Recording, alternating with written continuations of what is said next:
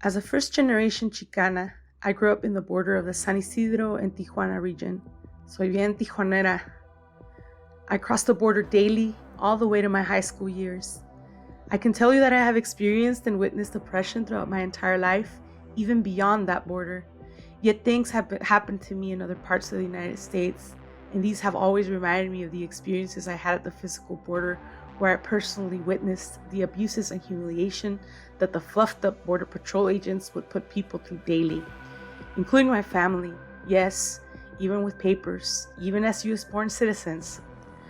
I emphasize that they had papers because many believe that the ill treatment of immigrant people is justified because they are undocumented. Truth is, even if you break whatever the law may be, you still have human rights. The ill treatment of people who are presumed to break the law is at the very least illegal and at the most corrupt and immoral. The truth is that this type of treatment of Chicanos and Latinos at the border is just plain old racism.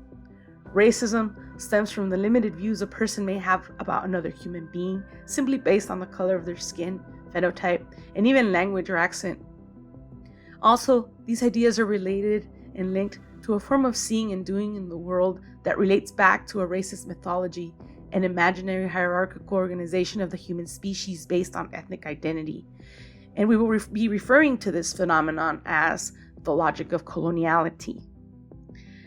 I believe that many of the negative experiences we have as Latinx, Xicanx, are the effect of a very limited educational system that has purposely left out the part about US history that is entirely and purely Mexican, and the ugly parts, of course, about how indigenous and Mexican America became a so-called white nation or white empire.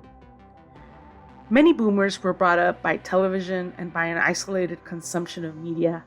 Very few programs were allowed, and most media was Anglo-American or centered around Anglo-American ideals. Media was also Jewish American, but it was a Jewish America performing as a Eurocentric ideal of whiteness. Yet many of us millennials, some Generation Xers and Ys, were brought up and educated by media as well. We probably spend more time in front of a television, watching movies or entertainment online than anything else.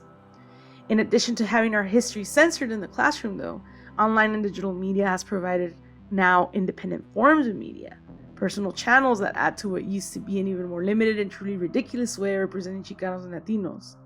Therefore, I believe millennials have a chance to be more critical because our world has been open to multiple and conflicting perspectives that exist simultaneously, regardless of whether or not we agree or the powerful approve. Yet, we must also not assume that we've achieved something, because not all people have equal access to the internet and digital platforms, and Latinx produced media that is free from stereotypes is still struggling to be accepted, to be given an opportunity. I mean, what can we expect when even until this day most people who are given opportunities in media are not Latinx, they're not Chicanx, and when most of the ones who partake in production have had a very limited and Anglo-Eurocentric cultural education, and they see their identity as part of a hierarchy where certain identities need to be placed in lower positions so that their own may rise, or where they're forced to perform whiteness in order to be accepted and respected. I mean, give them a chance, What do you think?